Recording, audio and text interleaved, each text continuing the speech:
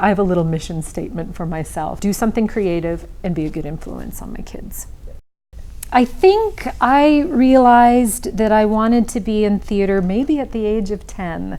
I knew I would go into the arts. Both of my parents were artists. They went to the Art Institute of Chicago, and so that was a big influence on my life. I got cast in a show at 10 years old, and I loved it, and I thought, I'll do something like that. But my dad sent me on a trip to New York my freshman year in high school. And it was the first month that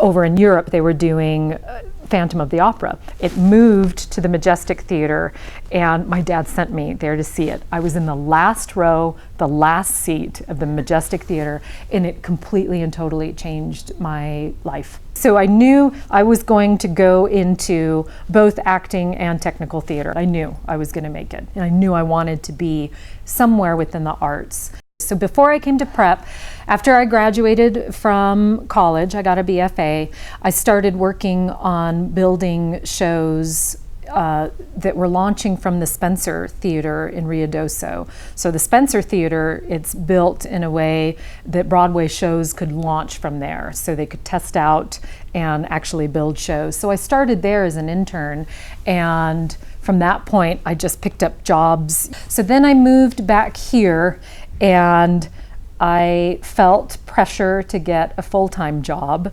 and I landed as the resident designer costumer at the Albuquerque Little Theater, and I stayed there for 10 years. I worked my way up from there, and by the time I had left there at 10 years, I was the managing director and artistic director there, so I felt pretty good about that. But my son I had a child, and he was getting a little bit older, and I wanted to be around him more, so I started becoming an independent contractor for design work.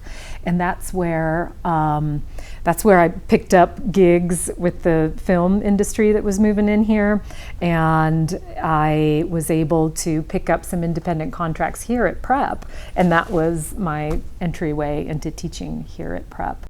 I'm very goal-oriented, and I knew early on I wouldn't be able to focus on one goal for the rest of my life. So my love of cars started early on. My mom passed away when I was young. It was just me and my dad. And my dad rebuilt cars, and he would show them at car shows. So I'm about 14 at this time, and we didn't have a whole lot to connect on. He was a phenomenal artist, but I was an awful teenager, and we didn't see eye to eye on many things, but I loved cars. And we would work on cars together. That was a big part of how he thought he could help in my rearing. He would teach me about vehicles.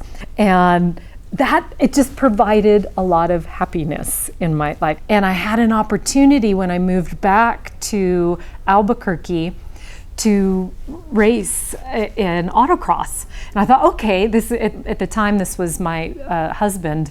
He was interested, that's how we met. I was talking to him about his car, we got married, and we bought a Cobra. And we started souping that up for autocross, and I started competing in the female division for SCCA. And I just loved the speed, I loved knowing about the car, I loved knowing about the elements that needed to be a part of the car to do well. And so for years, I just raced for autocross, for SCCA. So it became a big element in my life back when I was in my 20s. I recently started watching and got into rally racing. A couple of years ago, I went up to Washington. They have it's called Dirtfish Academy, and they train you how to rally race. So I'm into that now, and I may jump into a couple of races for rally if I can find a window of opportunity. It's incredibly important that, one, I am doing something creative. Whatever I'm going to do, I'm going to be creative. Thank you.